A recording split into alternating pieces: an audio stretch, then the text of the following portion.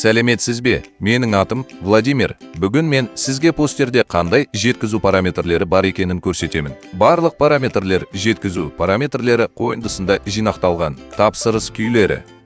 Осы блокта терминалда қандай күйлермен жұмыс істейтініңізді көрсетіңіз. Енді сіз тек жеткізілген күйді қосып, өшіре аласыз, бірақ болашақта біз мұны нақтылап, осы жерге жаңа күйлер қосуды жоспарлап отырмыз. Жеткізу аймақтары. Әр мекеме үшін ол қызмет көрсететін аймақтардың тізімін орнатуға болады. Мысалы, алыс аймақты қосу. Әр аймақта әртүрлі жеткізу ақысын және қызмет көрсету уақытының әртүрлі стандарттарын орнатыңыз. Бұрын жеткізу ақысының есебін жүргізу үшін бөлек тауар жасау керек болатын. Енді мәзірдегі орынды үнемдеп, осы параметрді пайдалануға болады. Сондай-ақ жеткізу ақысына салықты қолдануға болады. Қызмет көрсету стандарты курьерлік статистиканың кешігу уақытын есептеу үшін пайдаланылады. Әдепкі бойынша тапсырысты жапқан кезде фискалдық чек басып шығарылады, бірақ оның параметрін өзгертуге болады. Мысалы, көптеген мекемелер тапсырыспен бірге курьерге беру үшін фискалдық чекті алдын ала басып шығарады.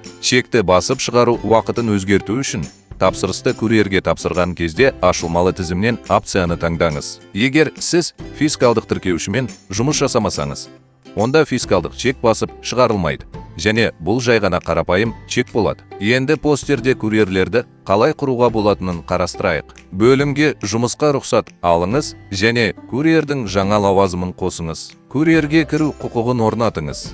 Мұндай құқыққа ие барлық қызметкерлерді терминалда курьер ретінде тағайындауға болады. Менде ондай лауазым бар, сондықтан оны қазір сақтамаймын. Қызметкерлерге қол жеткізу бөлімінде курьер лауазымы бар жаңа қызметкерді қосыңыз.